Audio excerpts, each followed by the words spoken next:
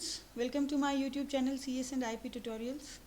Today we will be discussing about data structures, and before getting into the details, the very first thing that we need to understand is what is data structure. We can say that yes, data structure is structured data. In overview we can say that data structure is data stored inside some well-defined structure. So what this well-defined structure is going to provide us is easily, conveniently representing the data, storing the data, organizing and processing it. So the detailed definition of data structure will be: data structure is a defined way of representing, storing, organizing and processing data according to some set specification and some set rules. Some specific operations will be allowed on the data, and everything will be done according to those specifications and rules. See, normally saying, whenever we are keeping something, any content that we owe, we generally organize it in some particular manner. Like on my laptop I am having various files, various documents. Those files are they could be my personal stuff, it could be something related to my job, my professional details, and it could be related to my that the subject that I am teaching, my subject content. So I will organize these three in different folders. Then again, according to their relevancy, I will again further break them. यही हम सब करते हैं. If you are a student and let's say you are having the subject content, electronic subject content of all the subjects that you are studying, you must be having different folders, different locations of all those documents and files. So generally when we organize, when we keep our data, we organize it in some specific manner, and that is the necessity. वो क्यों required है? Because then we will be easily able to locate the data and use it conveniently. So again, coming back to the definition, data structure is a defined way of representing, storing, organizing and processing the data according to some set specifications and rules, and that is for our convenience only. Now the various forms of data structures that are available are trees, linked list, queues and stacks. These are the most commonly used data structures. A tree is of the form of that we are having some data at the top, that is our root node. जैसे अब आप यहाँ example में देख रहे हो, this A is our root node. Then B C D, ये B C D का जो link है that is with A, and then this B is having link of E, F and so on. अगर मैं real life example एक लूँ तो you can take it like this, that your principal, let's say the principal want to convey some message to all the students of the school. So what he will do, he will contact the class teachers. Principal के पास जितनी भी classes हैं आपके school में, let's say you are having 12 classes और let's say you are having 10 classes और whatever, उन सभी क्लास टीचर्स का कांटेक्ट किसके पास है? प्रिंसिपल के पास है. The principal could not be having the contact of all the students of the school. तो प्रिंसिपल क्या करेगा? वो मैसेज क्लास टीचर्स को कन्वे करेगा कि ये मैसेज जो है वो सभी स्टूडेंट्स को सर्कुलेट किया जाए. And all the class teachers are having the contact details of their students of their respective classes. तो क्लास टीचर्स फिर फर्दर कॉन्टेक्ट कर दें, वो मैसेज कन्वे कर देंगे to their respective classes, and this way the message will be circulated among all the students. So this is a real life example of tree structure. ठीक है, तो this is one way of organizing the data. Then the other is like, I want to convey some message to my students and I am having the contact of only, या I want to convey some message to my friends. या मैं जैसे अब ये मैंने अपना YouTube channel ही बनाया and I want to share it as much as I can, तो I'll share it to one of my friend then I'll ask him or her to share it further, then he will share it to the next one. But the restriction here is that जैसे tree में क्या था कि एक के पास multiple का link था, link list में क्या होगा, एक के पास नेक्स्ट का लिंक होगा, ओनली वन नोड। ये जो एक पूरा एलिमेंट है इसको हम नोड बोलते हैं, which is containing the data and the address part. Address जो है वो नेक्स्ट नोड का एड्रेस कंटेन करेगा, memory address obviously, and this way a chain will be formed. तो इसको हम बोलते हैं link list. Like if I am having 10 students and I want to give message to all the students, कोई message मुझे circulate करना है, and I am having the contact of only one person, I give that message to that particular student. वो फिर आगे एक और को देगा, फिर वो आगे एक और को देगा। Everybody is having the responsibility to maintain the contact details of just one person. मेरे पास भी सिर्फ एक उतनी ही रिस्पॉन्सिबिलिटी रहेगी कि मेरे को एक का ही कॉन्टेक्ट डिटेल्स मेंटेन करना है, वो फिर आगे नेक्स्ट का करेगा, फिर आगे नेक्स्ट का करेगा, and this way a chain structure will be formed. तो उसको हम बोलते हैं लिंक लिस्ट।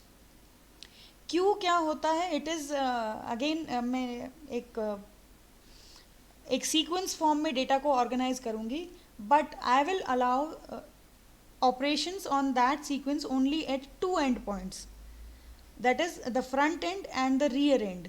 फ्रंट जैसे कोई लाइन होती है, लेट्स से आप एटीएम गए हैं और एटीएम पे लाइन लगी हुई है, या कोई मूवी टिकट लेने गए हैं। आजकल हालांकि सारे काम ऑनलाइन हो जाते हैं, बट लेट्स से लाइन लगी हुई है, तो आप उस क्यू में खड़े होंगे, उसको क्यू बोलते हैं हम जनरली। तो आप उस क्यू में खड़े होंगे, and the very first person that join that queue will be the very first person to be entertained, जिस भी काम के लिए आप क्यू में खड़े हैं उस काम के लिए। ठीक है, तो उस स्ट्रक्चर को जब मैं अपने कंप्यूटर में इम्प्लीमेंट करूँगी, that will be called as queue. In real life पे हम उसको क्यू ही बोलते हैं, and in computers also will call that queue. अब क्यू का क्या होगा कि it is a sequence, but operations are allowed only at two end points, that is the front and the rear। Rear पे मैं इंसर्ट करूँगी और front पे मैं डिलीट करूँगी। डिलीशन को हम डी क्यूइंग भी बोल देते हैं और इंसर्शन को एन क्यूइंग भी बोल देते हैं, that will be R queue. Stack में क्या होगा? Stack is a pile of elements one above the another.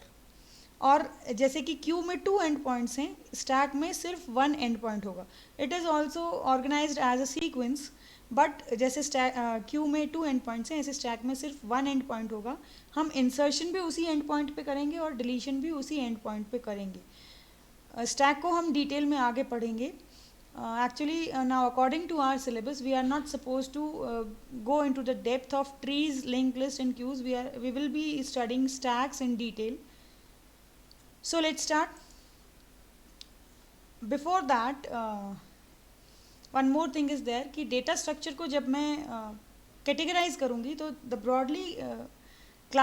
broad classification of data structure is linear and non-linear।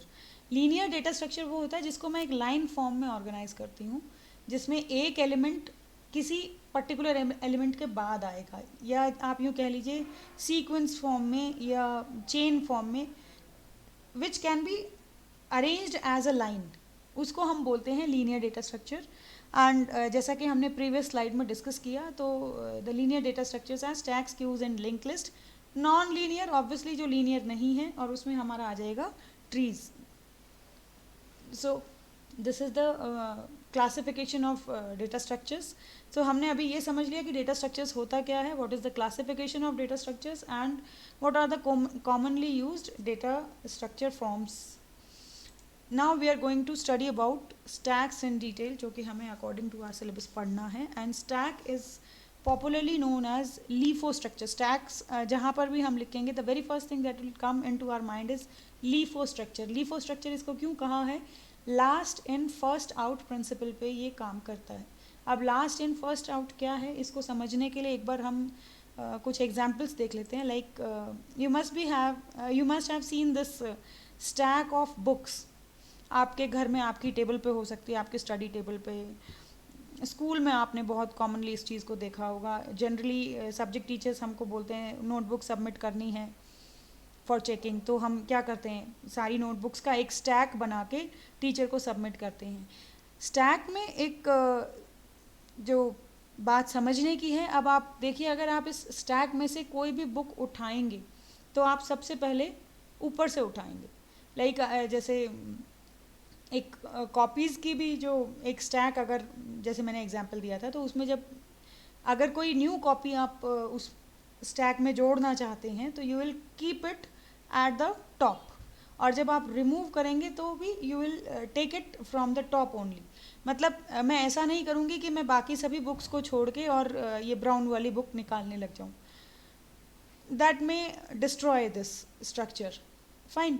तो इसीलिए हम इसको बोलते हैं लास्ट एंड फर्स्ट आउट। एक और एग्जाम्पल देख लेते हैं।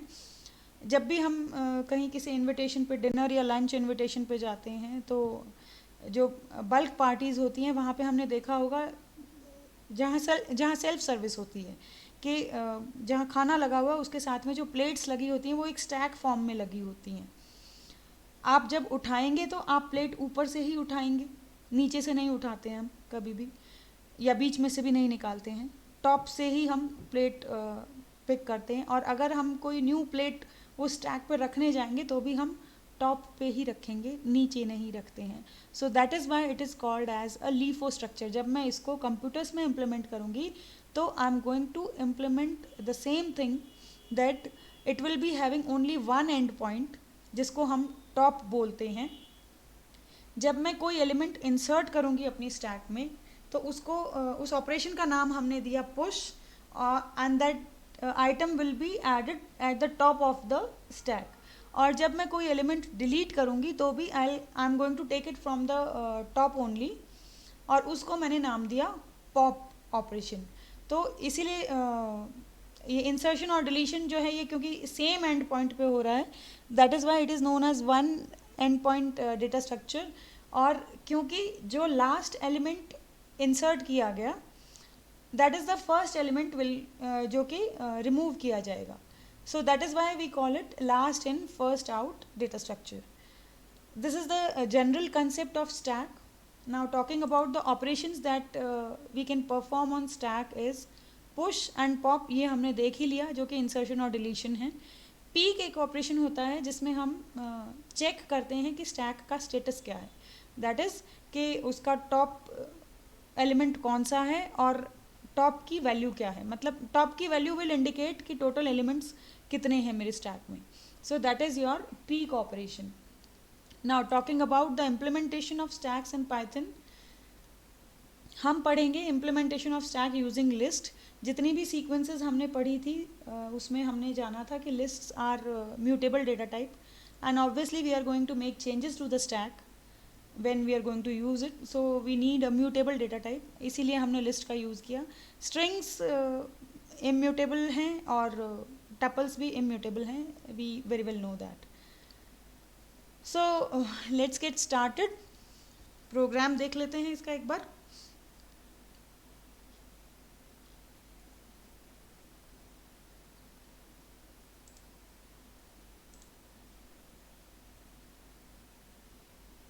I'm having the program already created. stacks.py नाम से मैंने प्रोग्राम क्रिएट कर रखा है। अब देखो इसमें हम करेंगे क्या, initially my stack will be empty. तो और क्योंकि मैं इसको लिस्ट से इम्प्लीमेंट कर रही हूँ तो I am declaring a list that is stack, और मैंने उसको इनिशियलाइज कर दिया एक ब्लैंक लिस्ट के तौर पे। फिर मैंने एक टॉप एलिमेंट क्रिएट किया जिसको मैंने नन से इनिशियलाइज किया। ऐसा क्यों?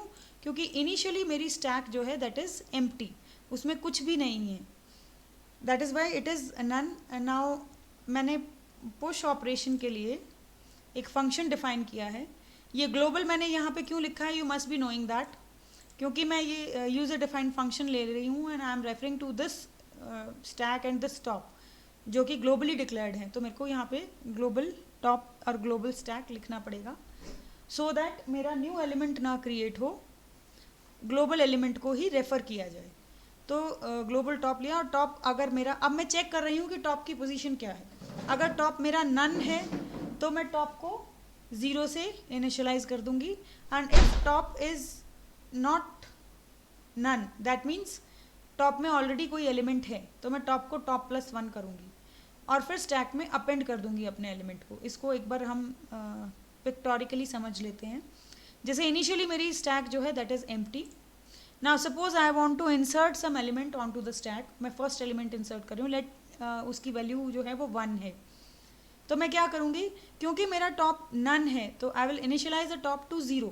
अब मैं फर्स्ट एलिमेंट इंसर्ट करने जा रही हूँ और मेरे लिस्ट की इंडेक्सिंग 0 से स्टार्ट होती है, we very well know that. और स्टैक 0 में फिर जो एलिमेंट मैंने इंसर्ट किया है उसको इनिशियलाइज करवा दूंगी। Now suppose I want to insert one more element. तो अब मेरी टॉप की वैल्यू नन नहीं थी, इट वाज 0। जब मेरा टॉप जो है वो नन के अलावा कुछ इंटीजर वैल्यू है तो मैं क्या करूँगी, I am going to increase the value of top by 1। जैसे 0 थी तो 1 हो गई और फिर स्टैक टॉप पे मैंने एलिमेंट को इनिशियलाइज कर दिया। Now let's suppose I want to push one more element. तो अगेन मैंने top is equal to top plus 1 किया और स्टैक टॉप पे अपनी वैल्यू को पुश कर दिया।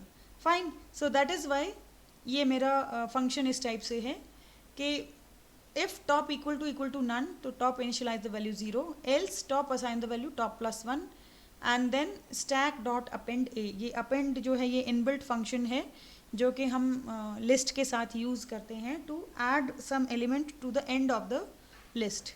Fine, next talking about the pop operation that is deleting from the stack.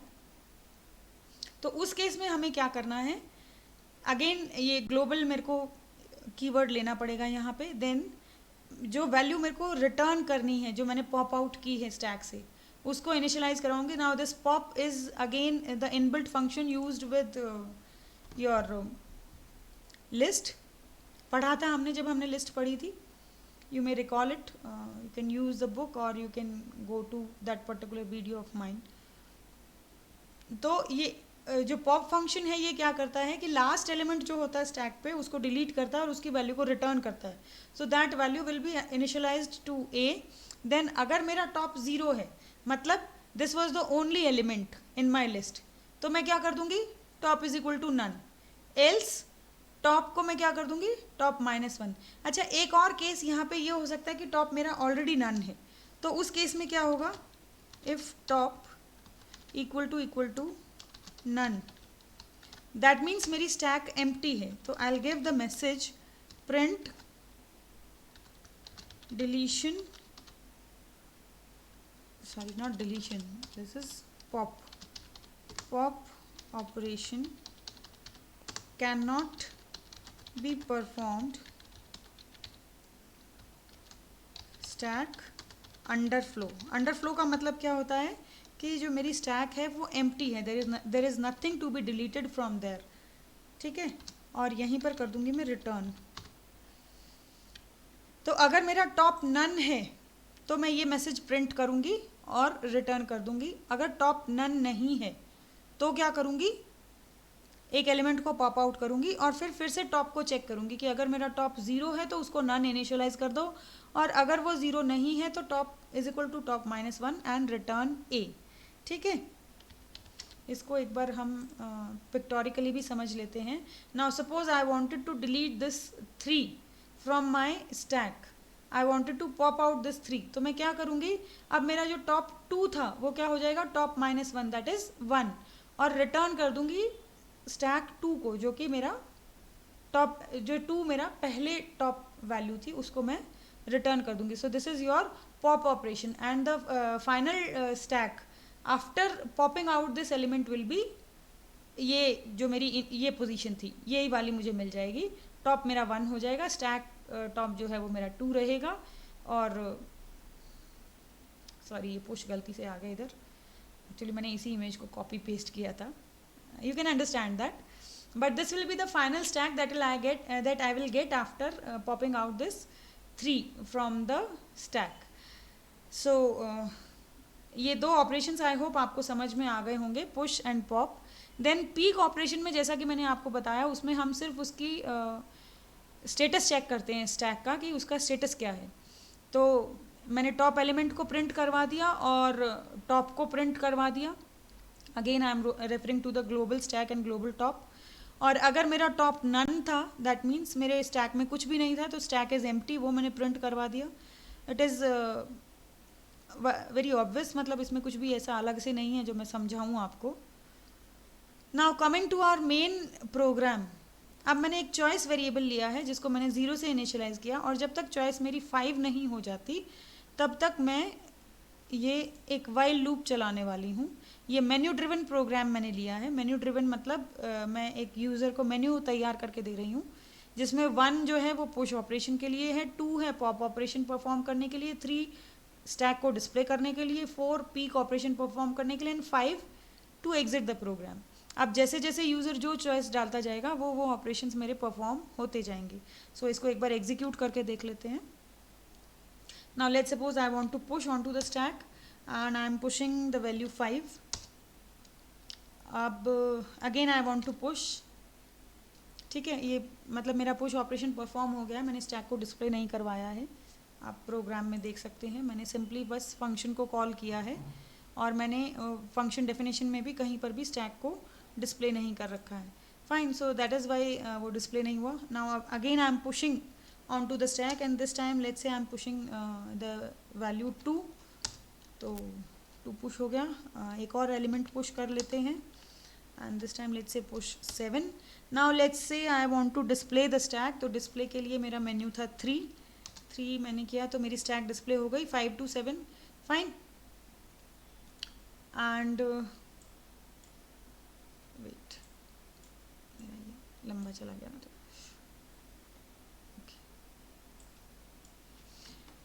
Now let's say I want to perform the pop operation. तो अब इसमें मेरी चॉइस नहीं है कि मैं कौन सा एलिमेंट डिलीट करूँगी. ऑब्वियसली जो टॉप एलिमेंट था मतलब 7 जो मैंने लास्ट इंसर्ट किया था वो मेरा डिलीट हो जाएगा. अगेन अब यहाँ से आपको समझ में आ गया why I am calling it LIFO, last in first out. तो जैसे मैंने पॉप ऑपरेशन परफॉर्म किया, value popped out from the stack is 7. Now let's say I want to display the stack. Again display के लिए मेरा option था 3. सो मेरी stack display हो गई. पहले ये 5 to 7 था, अब ये 5 to रह गया. फाइन. एंड चलो अब फिर से एक वैल्यू इंसर्ट कर देते हैं. I am inserting 9 this time, pushing 9 on to the stack. Again I want to display the stack. 5 to 9 मेरा डिस्प्ले हो गया. I want to check the status of my stack. तो पीक ऑपरेशन परफॉर्म किया मैंने तो इसने display कर दिया top is equal to 2, value element at top is 9. So I hope ये समझ में आ गया होगा आपको पूरा कि किस तरीके से मैं स्टैक को इम्प्लीमेंट कर रही हूँ using list. Nothing that difficult is there in this. बहुत आसान है समझना, प्रोग्रामिंग करना.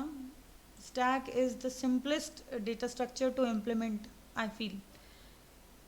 That's all about this chapter. Because of this pandemic and the current teaching methodologies taken into consideration and all the limitations related to that, ये जो chapter है for this current session cut down हो गया है. सिर्फ इतना ही आपके syllabus में अभी है. So we will finish here only. Hope this help you. Thank you so much.